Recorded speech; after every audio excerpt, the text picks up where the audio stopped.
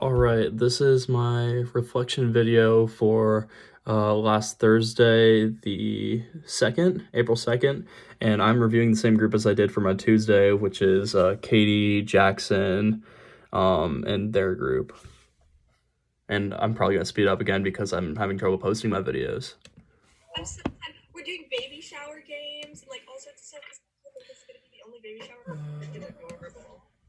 Oh, I love it. 1.5. I like again. There's a bunch of people in your house right now quarantined. It's gonna be fun. I have lunch. See, and that's the thing is, it's like that's Steve Kirk, and so like your super geniuses, whoever like people like that, like Beethoven. I think it was Beethoven. It's good, but it would be the exact same. The only difference in my life is that I don't believe. It's called Century School in Lawrence, but it's not. So it's not acclaimed Montessori, but it has a lot of Montessori elements to it. So she was telling us a little bit about it. So my thought would be is that what we'll do is we'll talk a little bit about the reading, and then if you add in, then the application of it. Because even though, have you actually read, Rowan, before this? Had you read any Montessori? Did they make you read anything? No, I haven't had it. That's if I become like a full-time teacher there, I'll have to do the reading. But I know there was like I had to take a PowerPoint quiz. But like, yeah. But yes, I do. I am familiar with all of that. So was reading this then enlightening, or was it just affirming? It made me really question where I work, because I think sometimes, like after reading this, I don't think we're doing what Maria Montessori wanted us to do, but I also don't always agree with everything she's saying, you know? Oh, So yeah. the difference is, And that's the thing that we talked about on Tuesday, is it's all about the structure, and people don't want to change structure. Which I think that's a beautiful thing. This is a perfect example of theory into practice. Oh yeah. Perfect. Because there are lots of educational theories. We don't have like a Dewey School, you know what I mean? But like this is an example of a woman who wrote a thing, and then people said we should do the thing she wrote. Or she actually did a thing too. She had a school. She did the thing. And someone said we should try to mimic it. The thing that makes it hard is in order for any theory to work perfectly, who has to also be perfect? The teacher in practice? Yeah. Okay. So the work requires, so for this thing to work perfectly, if you will, you have to have a teacher, plural, a society, an environment, and parents. They all buy in. And that's why all of this is hard. And no one wants to change. Article, sometimes not teacher, not society, and not parent. People don't want to change. Or student. Because for those big changes to happen, everybody has to be isolated environments, right? She trained her people, and until you have, but then these kids didn't have parents, right? Weren't they all orphans, I believe? So you're isolating it. So in order for Montessori to work, they have to go to school and home, and it has to be safe. Yeah. No, it's okay. Go ahead. Okay. Yeah, I have. Well, I mean, just going to work every day, it's like it's kind of like walking into Narnia. You know, it's like a little sanctuary. But the thing is it's not preparing kids for the real world. The real world is ugly. Like bad things happen. Meshing curriculum with the self-realization is the key. If the world was perfect, then Montessori would be perfect. But it's not. And so like our biggest challenge is when we have kids graduate from 6th grade and go out into like a regular public middle school, they don't know how to adjust. You know, and it kind of depends on the kid, you know, and the teacher they had and how they were prepared and what school there's obviously exceptions, but it's really hard for them to go kind of from this perfect world to a place where like mean things happen, you know, because Raintree is really, it's all about peace, you know, and like working together and stuff. But in the real world, there are conflicts, and my kids don't know how to deal with them. Because there's a difference between not having any and learning how to resolve them, and that's a whole different thing too. And so when it comes back to this is the reading, then is this idea that like what does she think about learning? How do kids learn, or how do children learn according to her? How do they know things? Past experience? By finding out themselves. And a lot of it is instinct. Yeah. So she talks about, so if you want a whole book to deep dive into during pandemic, it's called The Secret of Childhood. And the idea, babies come out of the womb knowing how to eat. Babies come out of the womb knowing how to poop. Babies come out of the womb knowing how to scream and cry. Instinct. We don't teach that to anyone. We don't teach that to kids, right? So her thoughts are that kids instinctively know how to learn. Kids learn, she mentions it in she talks about language and the absorbent mind, right? But if you go to page 15, XV, in the middle paragraph starts, in whatever country. So in whatever country a child may be born, he is endowed with what Dr. Montessori called the absorbent mind. This absorbent mind is a form that is different from the mind of the adult. The absorbent mind, what grown-up, by the dint of sitting almost silent for 2 years, while a language unknown to him was spoken in his vicinity, could in a series of explosions produce the language in its entirety, with perfect pronunciation, completely correct grammar and syntax, all of the annotation and nuances that are part of the speech of the native. We talked about this last time when we came to grammar, right? Kids learn how to speak, and we don't teach them the structures. They learn. But there's also data that shows that like after a certain age, it's so much harder for us to learn speech. Like it's because our brain isn't developing anymore, right? The Like, most sensitive period, the big one, is like 0 to 3. our mind isn't We're just working absorbing the same way just after input, development. constant input, and that input becomes our reality. So whatever's going on when we're tiny is who we become and how we think the world works. Katie.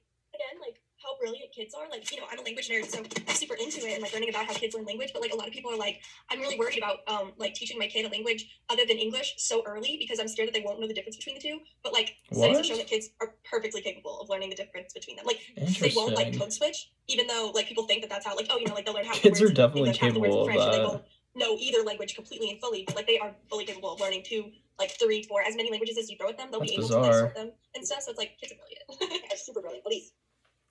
I think that like all this idea and talk about instinct is important, but for me it's really hard to grasp because the school that I have subbed at, so it's like infants 4 months old up to 5 years old. What can I ask what school that is? It's called Little Owlies. It's in Prairie Village. Okay, Little Owlies. Owlies, OWLY apostrophe S. Okay. Yep. And so like I've been studying there for like a year now, and for me like one of the first classes that I subbed for, I was there for like 3 weeks because both of the 2-year-old teachers had quit at the same time. Wow. And so I was like trying to take over this class with other subs that were rotating in and out, and like those Sheesh. kids had no idea what to do. Like there was no instinct involved in that at all. And so until myself and like Too much another change in the sub and eventually the classroom. teacher that I That was the one stinks. training to come on, until we set a structure for those kids, they had, I don't know, it just seemed like they were learning so much more, that they felt safer, and that like without that external structure and someone guiding them, that they would not know where to go. Agreed. And that's what makes things hard because and the flip side to that, I hear you. I taught preschool. And let me tell you, the 3 years of room worked way better when we had that structure, right? But that's because that's what they've been brought up with. If from the very start, there was this kind of big sense of exploration, if that makes sense, if they were allowed to use their instinct from the beginning, it wouldn't be hard because what we were asking them to do, Haley, I see you 1 sec, okay? So what happens is that if you get told your whole life, somebody said this in the last group, if you get told your whole life how to do something, right? Then when you're expected to do it on your own, you don't know what to do. This is kind of like the whole inner teacher, right? So if somebody tells you how to teach the whole time, the second they're gone, you're like, I don't know how to do this thing. And so that instinct, right? If it's not honed at a young age, then they don't know what to do. And that's where the learned helplessness comes from. That's why kids struggle in middle school, because in elementary school, it's so structured.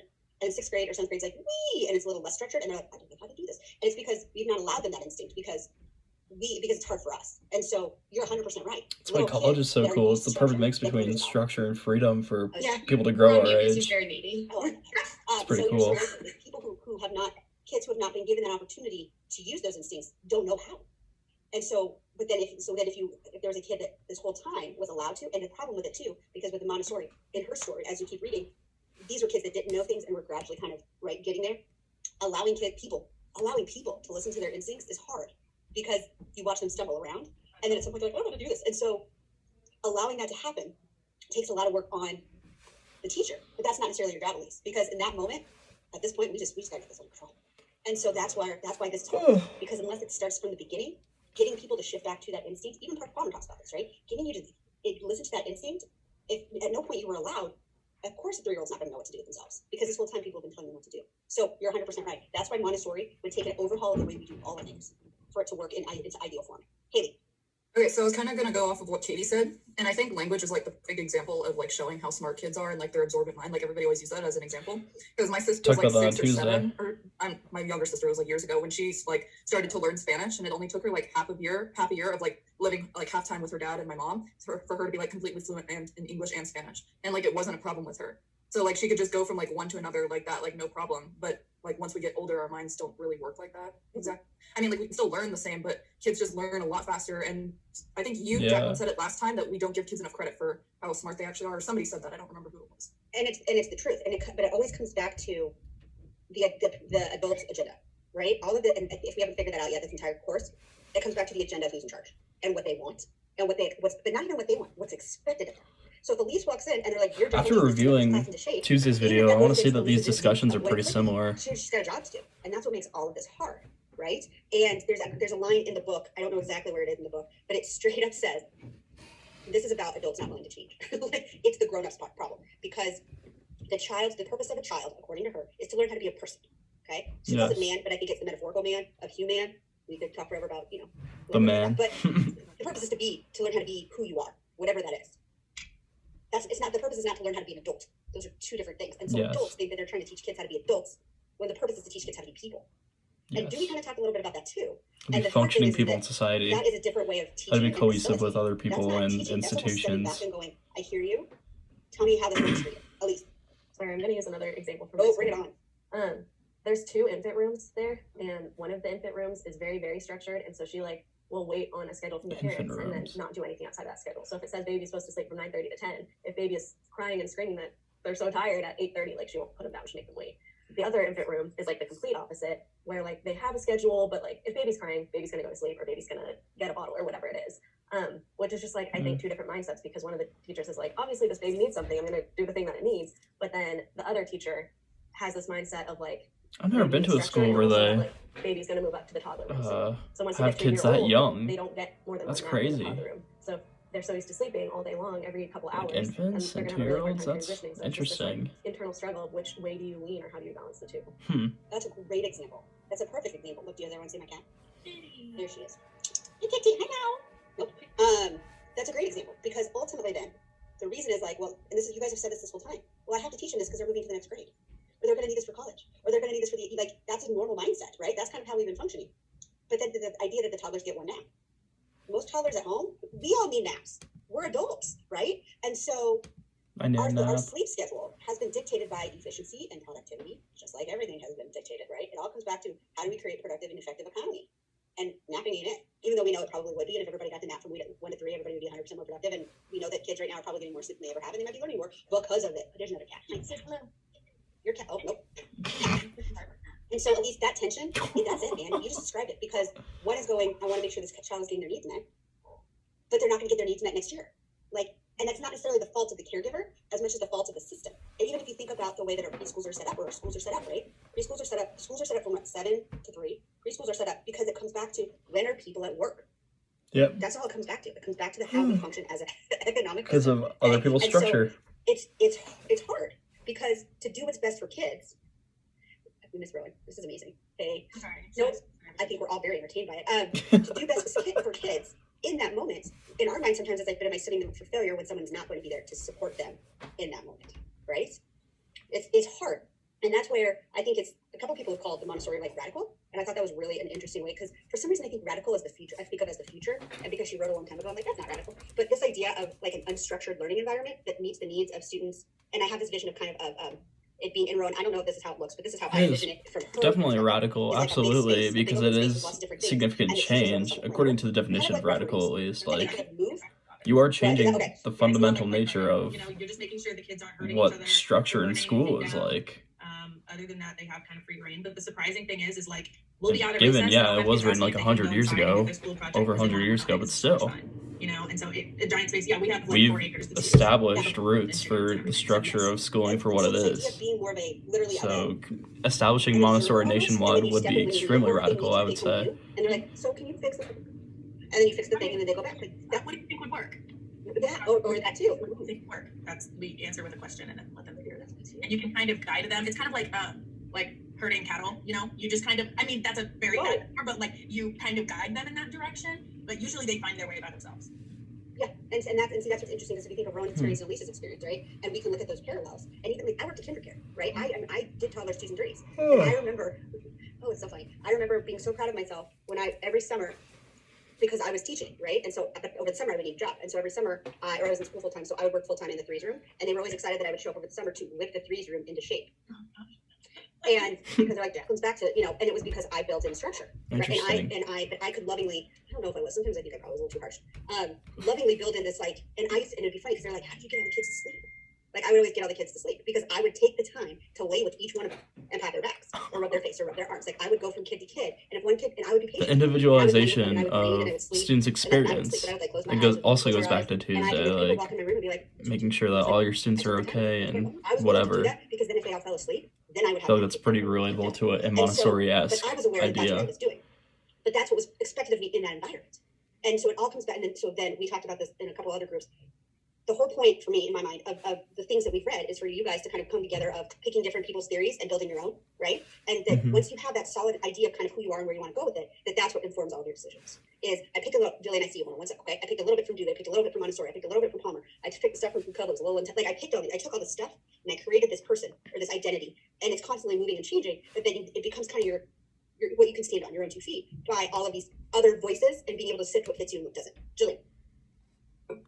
Okay, so while I was reading, it's on, I don't know Roman numerals, but it's on the preface, and it's on page X, and I think that's 10, and I really don't know. But it's in the very first paragraph, and it says, man has discovered flight, he has discovered atomic energy, but he has failed to discover himself. And what you just said, I just chilled. But what you said about laying with the kids and Self-actualization. it reminded me that it's hard for kids to discover themselves Once if again, teachers can't discover themselves. So I think it's really cool that you figured out, if how teachers kids work, realize, because that oh, helps if them. teachers And I love realize you such a, and I have get it. self-actualization about I love that quote. who they are, It is. they Because can when I'm establish excited, that in the because- schools they and want to that's work for. perfect. They can segue. That's not cool. That Like, totally most makes ways sense. To learn who you are in some way. Like I can't force that. That's to really happen, cool. But if you know who you are, there's a quote by Herbert Palmer. He's like, "How can I know my kids if I don't know myself?" Like, and so the Facts. more that you work on, You gotta who know are, whatever that yourself. means to you, the more you're gonna be able to help kids be who they are. So thank you. That was your time. But I'm conscious of that. Like I've been consciously thinking that way for so long, and I don't even know where that came from as much. That as, is but it so initially came interesting, from, I'll be too. honest, I think I wanted to win. I was like, I want to be the cool teacher that look at what I can do. Like there was a part of me that was Mhm. like, had kind of an ego about it until I realized that what I was really doing was just individualizing it. Like it started off as like proving something. And that's and I what we're was doing in my classes, way of doing it was making it so it was establishing good for the that kid. So it self-realization worked its way as out. It teachers started that we with ego, haven't been able to and think then about used to, yet. like, have 2 hours while they're all sleeping. But I remember I used to go into the different classrooms, and if anyone's worked in a preschool, and you just watch kids flip flop on their cots like they're fish, and it's just like this movie. They're all just like, and at one point it's funny to watch them all do it. All I did is I knew the ones that could fall asleep quick, so I hit them first, and I would lay there for a half an hour until that little kid was asleep, and they would fight me, and I had these different methods, and I would like squeeze their hand, like, and then release it and squeeze and release so they knew that I was there, and so I would help them squeeze it back, and then when I could feel their hands start to do that, then I knew that they were. Does that make like I had these tricks, right? But it all came about me. Smart. It came from me wanting to have 2 hours where they were all sleeping, but it ended up being, Individualization I again learned is what they needed, it's really and I gave them helpful. what they needed till they give me what I needed. Maybe that's wrong, maybe that's a little selfish, but that's where it started. And being like, no, you're not differentiating for me. This PowerPoint, this doesn't work for me. I'm gonna need this. And so that's why it's hard. That's why the kids that go to Montessori show up and go, I don't know what's going on, because our society already has a way of being. Because And when structure and is so kids building established in something up so school. much, so when they show up to that place that's uncomfortable for them, it doesn't work for them, they either have the tools to manage it, they have the guts to say something, or they have the wherewithal to walk away. But then building those kinds of people, those are not compliant workers, guys. What are we gonna do if we don't build compliant workers? Who's gonna do all the stuff?